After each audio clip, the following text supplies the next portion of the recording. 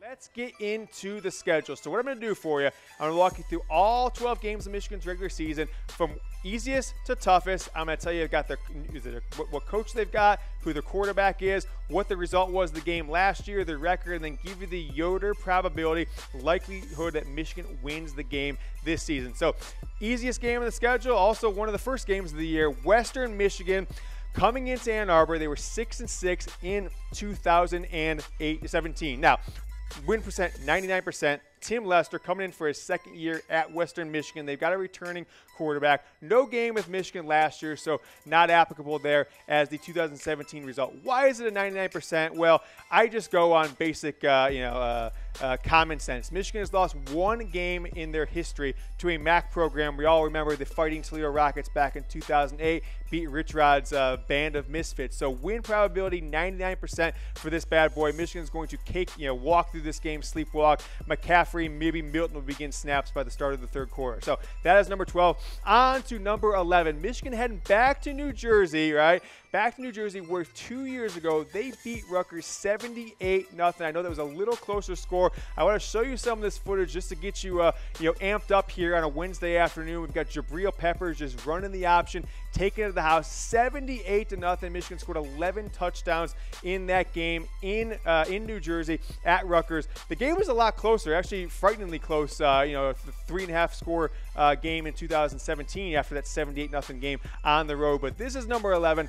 I think Rutgers made some strides last year, but if you go position by position, Michigan is drastically better than them at every single position. And if Jabril Peppers can make those kind of moves and score those kind of touchdowns, if Wilton Speight can put up 78, I think Shea Patterson and the guys we've got coming back in 2018 can certainly drop a 50 spot or more on Rutgers. So that's a 90% win probability. Michigan struggles on the road for the last decade. I wanted to give it higher, but we're going with 90% now. All right, let's take a look at number 10, SMU.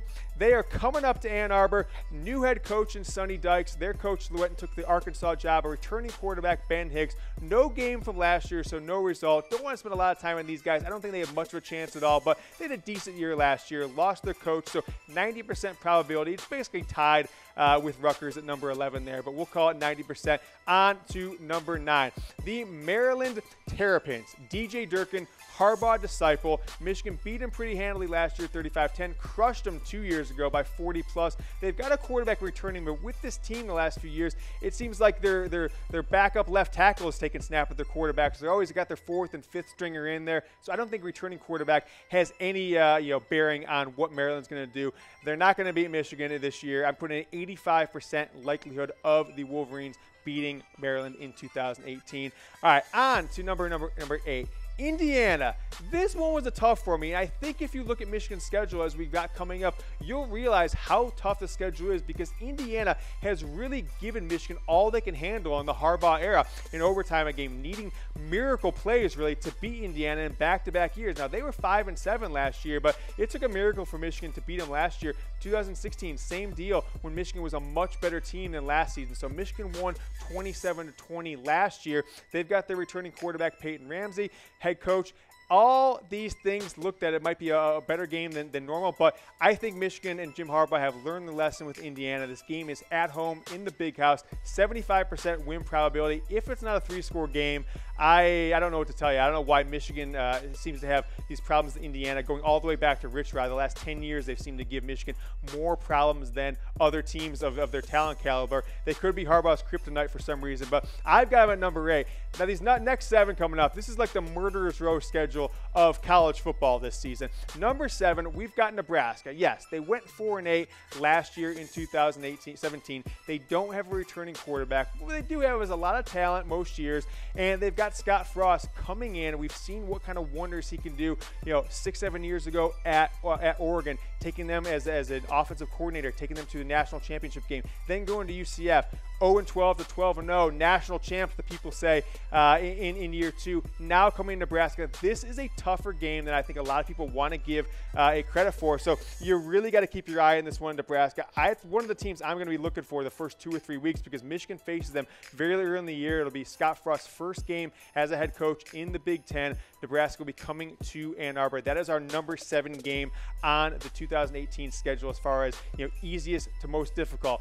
I am James Yoder. Want want to tell you again about the Game Time app. It is the only app I use for last-minute sports or concert tickets. If you wait till about 10 minutes before the game, the prices plummet. Game Time has an algorithm that'll tell you, show you the best prices. You buy the ticket there, you use it on your phone, no printing anything out. You just scan it right there at the ticket counter, walk right in. The only way to buy sports tickets or concert tickets this year is Game Time. Tell them Chat Sports sent you by going to chatsports.com/tickets. All right, on to number 6.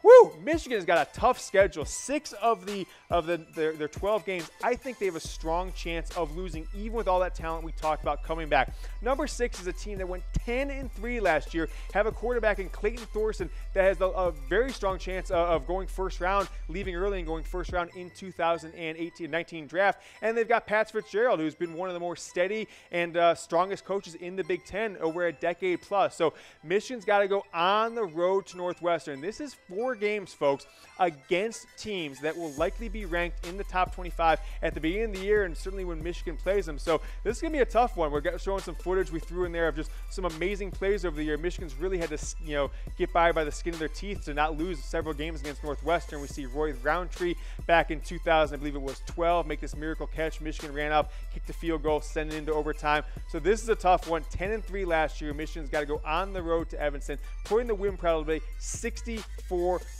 And, with that being said, folks, this is a tough one. If Michigan loses these next few games, it could be one of the better teams in a long time. You could still see them go 8-4, 7-5 with the difficulty of the schedule. All right, let's go on to number 5. Penn State crushed Michigan last year, 42-13. Trace McSorley returns. James Franklin returns. They went 11-2 last year, their best 2-year run they've had in almost 20 years. So this will be a tough one to keep an eye on. Luckily, it's a home game for Michigan. I'm predicting it's going to be a night game for Michigan, and Saquon Barkley will not do this to the Michigan defense. He is off to the NFL. Is going to be starring next year as one of your top fantasy running backs in 2018. So I've got this one at number 5. Win probability of 60% for the Wolverines to get the win at home, what I'm predicting under the lights against Penn State. So if this is number 5, we're going to take a look at a murderer's row at number 4. These next 4 games are incredible. Number 4, the Wisconsin Badgers. Alex Hornibrook back for a 3rd year starting at quarterback. Paul Chryst, one of the best 3-year starts the Big Ten has ever seen a head coach. They beat Michigan 24-10, scored the last 17 points of the game last year in 2017. In 2016, needed the miracle Jordan Lewis interception from Michigan to get the win, but Wisconsin is playing phenomenally under Paul Chryst, and Michigan's going to need everything they have to beat them. The game is at home, another possibility for a night game, so keep an eye on for any announcements on that one coming up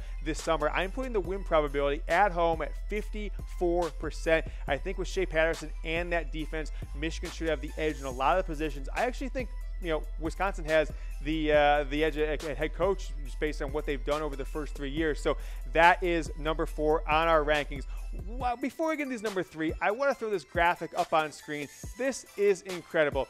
Michigan has not won a game on the road against a ranked opponent in 11 seasons. It'll be 12 by the time we kick it off in 2018. The last road game they won against a ranked opponent, folks, was the beginning, I believe, week 2 of 2006 when they beat and really crushed number 2 Notre Dame. So you look at this kind of lineup of misery. They've got a shutout versus Notre Dame, a lot of losses versus Michigan State, Ohio State, Notre Dame, Michigan State.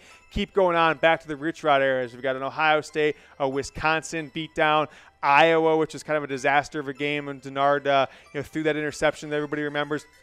Ohio State, Penn State. No road games in 2007, ironically, against ranked teams. So 2006, Notre Dame, the last time. Why do we bring this graphic up? Why do we talk about Michigan's struggle on the road, no matter who the head coach is since 2006? Take a look at these top 3 games. Number 3, Mark D'Antonio coming off a 10-3 record. Michigan's got to go on the road to Michigan State.